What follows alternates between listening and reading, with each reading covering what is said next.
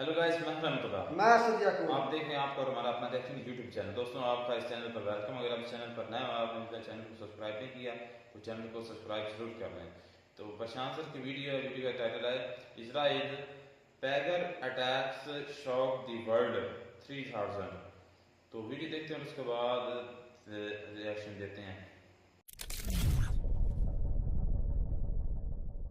नमस्कार, welcome to study IQ. मैं हूं प्रशांत धवन। नाउ 17 सितंबर 2024 को जो इजराइल ने किया है हिजबुल्लाह के साथ, जो न्यूज़ सामने आई है कि एक के बाद एक पेजर फटने शुरू हो गए और 3000 से ऊपर लोग बुरी तरीके से इंजर हुए हैं ना। इस अटैक को मुझे लग रहा है कि कई दशकों तक स्टडी किया जाएगा। नाउ 17 सितंबर को वैसे आप देखें तो कुछ दुनिया में खास हो नहीं रहा था। इंडिया में मोदी जी बर्थडे सेलिब्रेट कर रहे थे। यूक्रेन रशिया का युद्ध जैसे चलता आ रहा है, 2 साल से चल रहा था। Everything was very much normal, but suddenly Lebanon के सदर्न पार्ट में, ये जो पार्ट आप देख रहे हैं मैप में, अचानक से क्या होता है कि लोगों के जो पेजर हैं ये बजना स्टार्ट कर देते हैं। अचानक से यहाँ पर रिंगिंग होती है, बहुत तेज रिंगिंग। सब लोग कंफ्यूज हो जाते हैं कि ये हो क्या रहा है। फिर कुछ ही सेकंड्स के बाद ब्लास्ट होना स्टार्ट हो जाता है। एक एक करके जिस आदमी के पास भी पेजर था ना, मुझे बोलना पड़ेगा, लोग यूजुअली पेजर को अपनी जेब में रखते हैं, पैंट की जेब में, या फिर जो बेल्ट बकल होता है उसके पास रखते हैं। तो आप इमेजिन करिए किसी आदमी ने उस इलाके में एक डिवाइस रखा है और उस पर ब्लास्ट हो रहा है। इमेजिन करके देखिए कितनी भयानक इंजरी होगी। मैंने कई वीडियोस देखी हैं जो लेबनान से सामने आई हैं। लिटरली लोगों के पेट में काफी जगह सुराग हो रखे थे, किसी के पीछे के एरिया में सुराग हो रखे थे। जो ये नंबर यहाँ पे आप देख रहे हैं ना, 3000 इंजर्ड, इनमें से कोई बड़ी बात नहीं है। कई लोग पूरी जिंदगी इस इंजरी से जूझते रहेंगे और हो सकता है कि जो अभी मृतकों का आंकड़ा बताया जा रहा है 10 के आसपास, ये इन द फ्यूचर बढ़ भी जाए। नाउ यहाँ पे आपके माइंड में बहुत सारे सवाल आएंगे। पेजर क्या होता है, ये लेबनान के साउथ में ये सब क्यों हुआ? समझाता हूं बहुत ही सरल भाषा में। नाउ अगर आप यहाँ पे देखोगे इजराइल का मैप, इजराइल को आज के समय दो जगह से मेन खतरा है। एक तो गाजा पट्टी, यहाँ पे है हमास ग्रुप, ये काफी बार अटैक करता है इजराइल को। और उसके अलावा लेबनान में यहाँ पे जो साउथ का रीजन है, यहाँ पे एग्जिस्ट करता है हिजबुल्ला। हिजबुल्ला में देखिए हजारों मेंबर्स हैं और ये मेंबर्स काफी बार ना पेजर्स का इस्तेमाल करते हैं कम्युनिकेट करने के लिए। कई हिजबुल्ला के मेंबर हैं जिन्होंने ट्रेनिंग ले रखी है।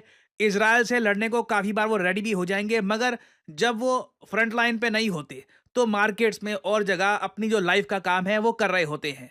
और हिजबुल्ला इन लोगों को एक पेजर देता है। ये आप देख पाओगे, ये पेजर बहुत ही सस्ता डिवाइस होता है। ये एक पेजर की कॉस्ट आप कह लीजिए 1000 से लेकर 2000 रुपए के आसपास होती है। और इस पेजर के जरिए एक जगह से दूसरी जगह आप एक टेक्स्ट या वॉइस मैसेज भेज सकते हैं। एक जमाने में यूएस में, यूरोप में काफी पॉपुलर होते थे ये पेजर, मगर स्मार्टफोन के आने से पेजर्स का इतना यूज होता नहीं है। ना हिजबुल्ला देखिए स्मार्टफोन्स का यूज करता नहीं है इतना, क्योंकि इनको डर है कि इजराइल के हैकर्स इनके जो स्मार्टफोन्स हैं इनको हैक कर लेंगे, इंफॉर्मेशन निकाल लेंगे।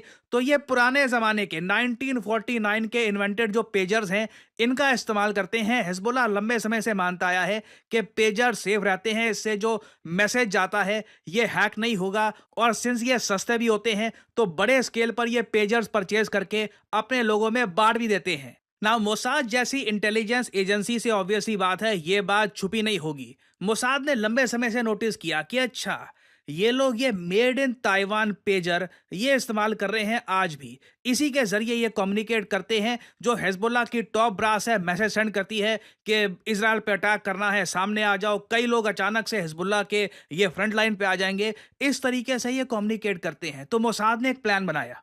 मोसाद ने ये सोचा कि ये जो पेजर हैं, ये ऐसा तो है नहीं कि दुनिया भर में होते हैं मैन्युफैक्चर, क्योंकि इनको खरीदता कौन है? बहुत ही लिमिटेड डिमांड है इनकी आज के समय। हिजबुल्लाह जैसे कोई ग्रुप्स हो गए या फिर बहुत ही रेयरली कोई इनको परचेज करता है बड़ी क्वांटिटी में। तो मोसाद के जो एजेंट्स हैं ये ताइवान की उस फैक्ट्री में गए जहां पर ये पेजर मैन्युफैक्चर होते हैं। ये देखिए मोसाद ने आज से 5-6 महीने पहले करना स्टार्ट कर दिया था ना। मोसाद के एजेंट्स ने क्या किया, किसी तरीके से परहैप्स करप्शन के जरिए या फिर अपने इन्फ्लुएंस से, ताइवान काफी हद तक यूएस का एक मित्र मुल्क देश है, तो आप इमेजिन कर सकते हैं कुछ अंडरस्टैंडिंग भी अगर बनानी हो तो वो अंडरस्टैंडिंग भी बन गई होगी।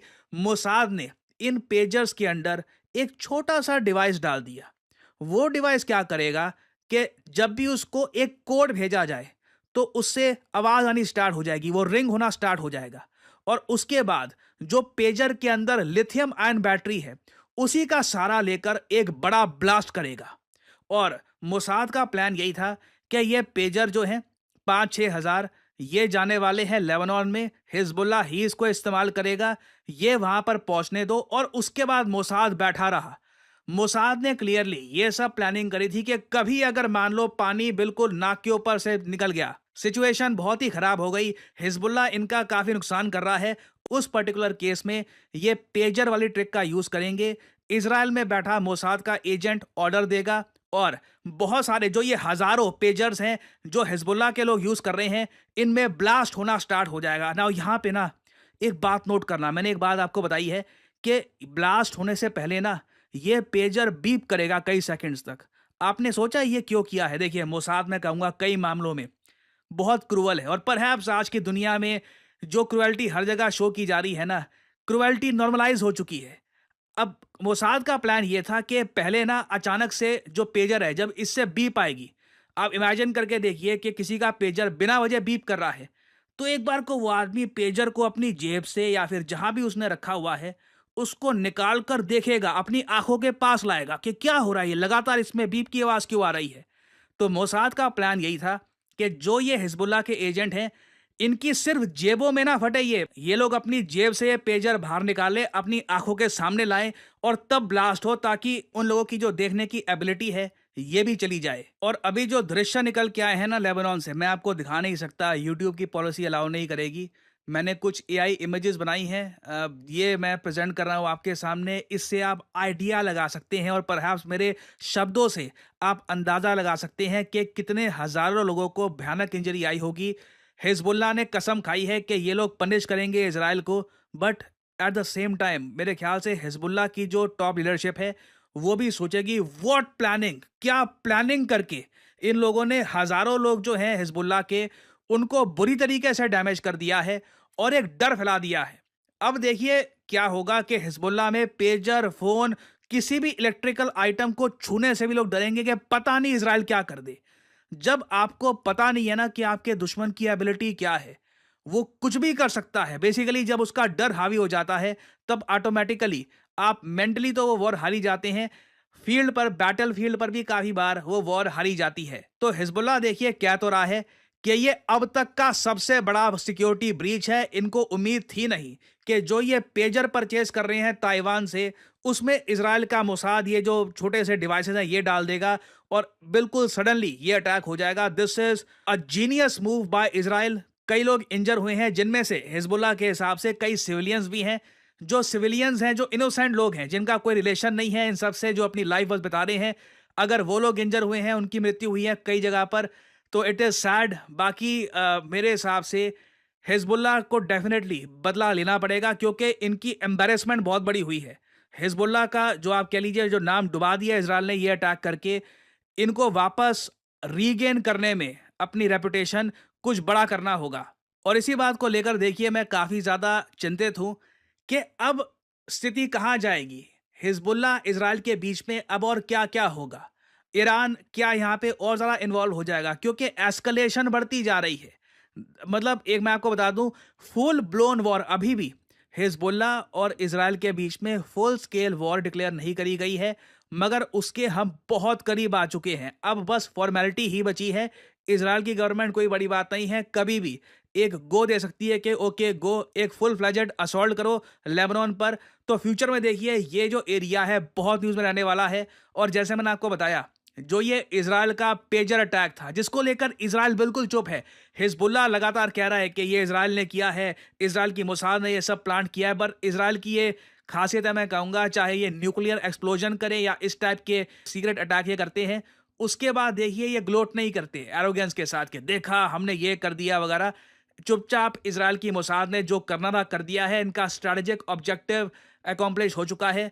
अब इजराइल डेफिनेटली कुछ और प्लान करने में लग गया होगा। तो ये टॉपिक देखिए obviously it is our hero, वो हमारे हीरो हैं, इस्लाम के हीरो, मुसलमानों के हीरो हैं।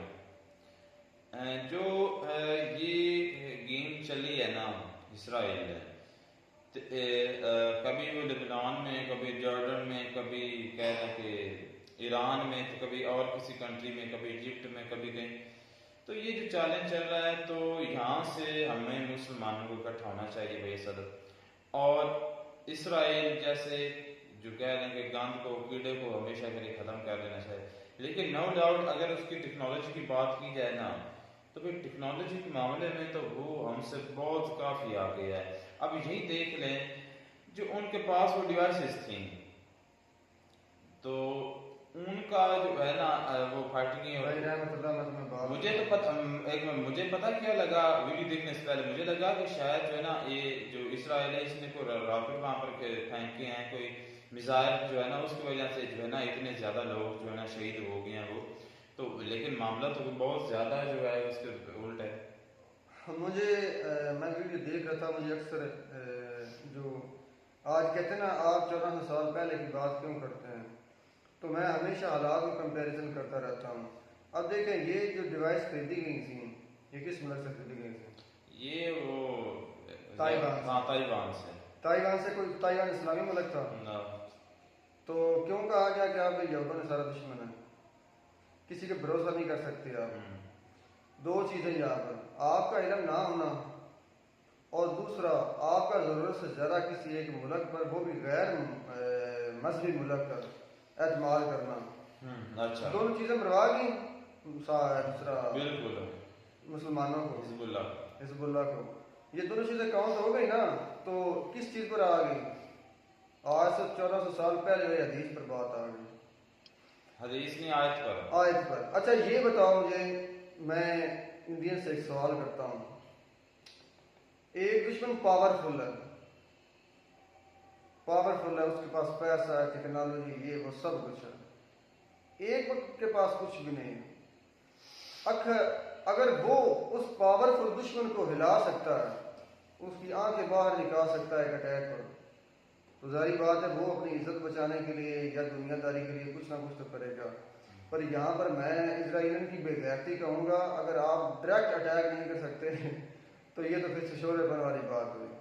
देखें कुछ इल्म है, इल्म पे मैं ये नहीं कहता कि इल्म नहीं है इनके पास, टेक्नोलॉजी हम जो यूट्यूब पर जो काम कर रहे हैं यहूदियों के पास, ये भी यहूदियों का ही है, सभी कुछ यहूदियों का। ये मोबाइल जो डिवाइस हम कर रहे हैं, जो भी करते हैं, वो सभी यहूदियों का है। तो देखिए अच्छा इसके बाद आपने की कि मुसलमानों को इकट्ठा होना चाहिए, कहाँ से इकट्ठा होना? हर मुल्क में जो लीडर हैं वो बेगैरत बैठे हुए, जो भी बड़े मुल्क पर इस्लामी मुल्क है सारे बेगैरत मुल्क बैठे हैं। हमारी एग्जांपल अपने पाकिस्तान की, और मुसलमान अपने एक दूसरे के साथ लड़ने से फुर्सत मिले तो तब इनके साथ इकट्ठे होना। बिल्कुल। आप पाकिस्तान और अफगानिस्तान की बात ले लो, ये वो बात है कि शाम गुजर गया, लकीर पीट कर बैठ गए अफगानिस्तान वाले कि आगे बुरे हालात गुजरे, चलो ठीक है पाकिस्तानियों ने वो हालात खराब किए थे या जो भी किया था, तो मेरे भाई आपके हालात ठीक करने वाली तो पाकिस्तानी है। अगर इमरान खान साहब ना आते आपके उस मुआहदे में, कितनी मरतबा अफगान गए हैं, अक़वाम मुत्तहिदा में उनको बुलाया गया, क्या उनकी सुनवाई की गई है? कुछ भी नहीं किया गया, कुछ भी नहीं किया गया मेरे भाई। और इस चीज़ को समझो, घर के मसले को बाहर का मसला मत बनाओ। ये इस्लाम में जितने भी ममालिक शामिल हैं इस्लामी, ये घर की मानद है। ठीक है जुल्म ज्यादती हो जाती है एक दूसरे के साथ, अगर उस पर आप कंप्रोमाइज़ नहीं करेंगे, उस पर आप दरगुजर नहीं करेंगे और आपस में लड़ना शुरू कर देंगे तो घर टूट जाएगा। ये हालत आप देख लें दुनिया में मुसलमानों की। सऊदी अरब को ले लें, वो क्या करने बैठा है, वो सिर्फ पैसा इकट्ठा करने बैठा है, चाहे हराम तरीके से है चाहे हलाल तरीके से है जी, और उस पर दूसरी दुनिया को मैसेज दे रहा है कि अगर हम इस्लाम के गढ़ है, हमें कोई मसला नहीं है, आप पूरी दुनिया में जो चाहे हम इस्लाम को करते फिरें। कभी कोई फतवा, कभी कोई बात किसी किस्म की अरब की तरफ से आजकल सुनने में मिल रही है, क्योंकि सारा जो कुफर है ना, वो जानता है कि अगर यहाँ हम काबू पा लेंगे ना तो बाकी दुनिया को हम कहते फिरेंगे कि अगर आपके गढ़ में ये कुछ हो रहा है तो आप तो नाम लेगा मुसलमान है, आप कौन सा ओरिजिनल है। एक बात। दूसरी बात ये कि अगर वो आपके साथ नहीं मिलता तो दुनिया को के पास एक जवाब है कि ठीक है भाई, अगर आपकी बुनियाद ही गलत है, आप कहते हैं कि आपके बुनियादी लोग ही गलत हैं, तो आप कैसे ठीक हो सकते हैं? आप तो कन्वर्टेड है, वो असल है। मोहम्मद बिन सलमान की मैं बात कर रहा हूँ, अब उस मक्के में सैलमन लगाने वाला है। मुझे ये बताओ कि बांसुरी की आवाज़ सुनकर हमारे नबी सल्लल्लाहु अलैहि वसल्लम कानों में उंगलियां देते हैं, वो मक्के में फहाशी का अड्डा खोलता है। तो इसका क्या मतलब है? इसका मतलब ये कि एक तो अल्लाह की ज़ात नाराज़ है तमाम उम्मत मुसलमान से। दूसरी बात ये कि जो ये बंदा बैठा है ये इस्लाम से दूर है, इसका इस्लाम के साथ नज़दीकी या कुर्बत का कोई लेना देना नहीं। अच्छा देखें, जो ये थी सिर्फ इस्लामी मुल्कों का एक साथ जुड़ने में जो वजूहात हैं वो। अच्छा, और इसके बाद मैं एक और बात करूंगा, जो शहीद हुए चलो वो तो हमारा ईमान है कि जो अल्लाह की राह में शहीद हुए मुसलमान जन्नती हो गए। बेशक बेशक। गंदगी का भी साफ होना हमारे घर से बहुत लाजमी है, इस्लामी घर से गंदगी का साफ होना भी बहुत लाजमी है। और ये सिर्फ एक, मैं इस बात को कहता हूँ इसराइलियों को, अच्छा। सिर्फ उन पर अटैक ना करें, आप पूरे इस्लामी मुल्कों पर अटैक करें। आप पाकिस्तान पर अटैक करें, ईरान पर करें, सऊदी अरब पर करें, दुबई पर करें, कतर पर, मिस्र पर, जहां पर आपको मिलता है मौका आप करें। वो क्यों? जब तक आप इन लोगों को मारेंगे नहीं सबको, तब तक ये कुत्ते ओ भाई वो मेरी बात सुने, वो हमारी तरह को बेवकूफ नहीं है कि अच्छा आपने ये देखा नहीं, प्रशांत साहब इस बात को हैरानगी से वो कर रहे थे कि कोई भी कंट्री है ना, वो जब अटैक करता है तो वो कहता है कि हाँ जी हमने किया, उसका क्रेडिट लेते हैं और जो है ना हमारे तरह शोशेबाजी करते हैं। लेकिन जो इसराइल वो कर देता है उसके बाद वो बोलता है कि हमने किया, ये जैसे हो गया, वो जस्ट जो है ना काम कर देता है। और यही आपने कहावत सुनी होगी, जो भौंकते हैं वो काटते नहीं, जो भौंकते हैं वो काटते नहीं, और जो भौंकते नहीं वो काटते हैं कुत्ते। बात की आप मिसाल ठीक दे रहे हैं, लेकिन मैं अगर ऐसे बात करूं एज ए मुस्लिम तो मेरे सामने हजारों नहीं लाखों मिसालें पड़ी हैं कि आप हमला दो तरीके से करते हैं। एक मुआशी तौर पर करते हैं सामने वाले। यार इस बात को छोड़ो, मेरी मैं आज ये करने वाला हूँ कि इतना बड़ा जो है बगैर उनकी इतनी ज्यादा इंटेलिजेंस जो है वो देखने की एक्टिव है कि जो वहां से जो वो डिवाइस आनी थी ना, जिसके जरिए वो कॉन्टैक्ट करते थे, वो कह रहे प्रशांत से कह रहे कि 1945 की उस टाइम की हैं, उसे यूज कर रहे हैं कि ये है कि नहीं होती। तो उन्होंने मुसाद ने पता लगाया कि ये कहाँ से बनते हैं। जब उनको पता चला कि ये बनती हैं ताइवान से, तो उन्होंने उनमें डिवाइसेस जो है ना छोटी छोटी चिप्स लगा दी हैं। एक और नुकसान कर दिया उन्होंने ताइवान का। वो क्या? वो नुकसान ये कर दिया कि चलो दूसरा जो है मुस्लिम, क्या नाम था यार, हिजबुल्लाह वाले तो खरीदेंगे या नहीं खरीदेंगे, ये पूरी दुनिया में बिकेगी नहीं है। और यार इसको कौन खरीदता है? ऐसे लोग खरीदते हैं जिनको दूर होता है कि हम जो है ना ट्रैक ना हो जाए, हमें कोई लोग जो है ना लोकेशन ना चेक कर ले। तो बहरहाल ये है कि ये नाकामी है पूरे मुसलमानों की, मुसलमान कंट्री को, अकेला हिजबुल्लाह की नहीं है। और अब भी मैं कहता हूँ कि सभी को मिलकर इस गंद को ख़त्म करना चाहिए, और ये जो इजराइल है इसको ख़त्म करके इंशाअल्लाह दोबारा फ़लस्तीन की अवाम को उनका मुल्क लेकर देना हमारा, हम सब मुसलमानों का फ़र्ज़ है।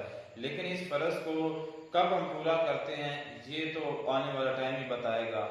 तो उम्मीद करते हैं आपको वीडियो पसंद आएगी। वीडियो पसंद आए तो वीडियो को लाइक, शेयर और चैनल को सब्सक्राइब जरूर करें। मिलते हैं नेक्स्ट वीडियो में नए टॉपिक के साथ, तब के लिए गॉड ब्लेस यू।